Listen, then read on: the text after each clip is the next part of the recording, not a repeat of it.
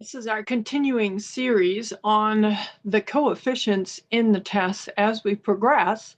And this is about level 1, test 3, which has a tremendous amount of coefficients.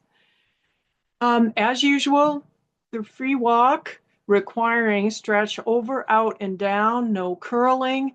The judges want the horses to track up. They want over track if they can get it. They want swing through the back, energy like you're headed for the barn. They're looking for that.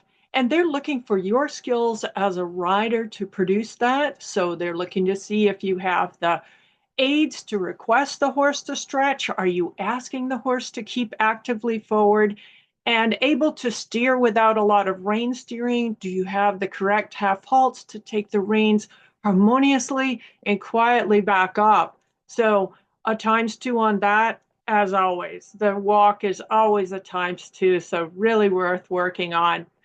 And again, of course, the free jog circle. This is the only other time besides the free walk where the horse should be pulled below withers. In fact, the tips of the ears should be well below the withers, and the horse stretching out and down, keeping the thoracic up. This really requires the rider having trained harmoniously with the horse, that the horse has the confidence and the harmony with us to, on request, stretch over and down over its back and relax enough to do that, pay attention to us, and be really steering off your aids. The one time that your rider's equitation really makes a difference here is, are you in good balance?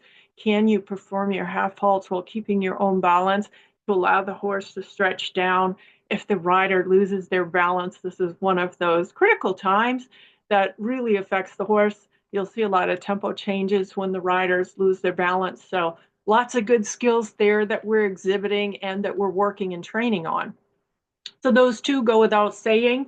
Then the next 2 are that there is a loop which goes HXK, like the one loop, 10-meter loop, and on the inside of that is a 10-meter circle to the rail. And now this complicated, do you have the half halts to bend the horse? Do you have the aids to ask for the changes of bend while maintaining continuous impulsion? Now we're progressing towards level 2, so the judges are beginning to really look for that the riders skills are really coming up now to be able to keep absolutely continuous impulsion, because collection's coming and because engagement is there, and because now the horse's pull should at all times be at least as high as the horn. It should be well above the withers and well above, it should be up above the horn, because now the horses should be engaged. They should be working off the hind legs, haunches following and engaged, and quarters coiling. So now we're looking for some self-carriage, soft harmony within all of this, and consistently on the bit round to the connection soft in your hand. So we're looking for the skill of the rider to be exhibiting these changes of bend, and it's several all at once, and the horse to be willing, harmonious, and able to change the bend easily, and it needs to look smooth. The last thing here, of course, is the pivot or TOH, turn on the haunches. Be absolutely sure that you are exhibiting one or the other, but that you don't start with a turn on the haunches and finish in a pivot, because those get 4s. The aids are completely different. You may want to really be talking to a trainer or a riding instructor to get some help with these. They're super fun, and you need both of them to progress in Western dressage to all of the high levels. Both exercises are absolutely needed within our division and are really fun to do. And the horses can learn both of them, but you do need to probably work on them separately. So figure out, are you exhibiting TOH, turn on haunches, or are you going to exhibit pivots? Work on those. In the meantime, work on the other ones separately, but do work on them, because they're both needed and both lead to some really exciting work in the upper levels. So absolutely fascinating. So we're looking for the riders to have the aids, and the ability to show all of this. So within the test is these coefficients.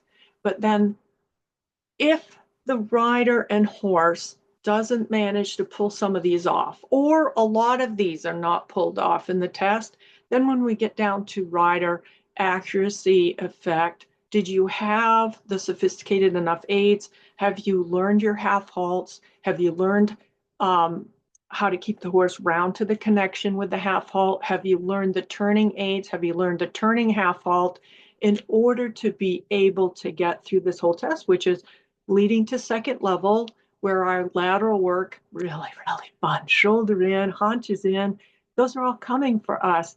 So we want to be sure in level one that we are looking confident.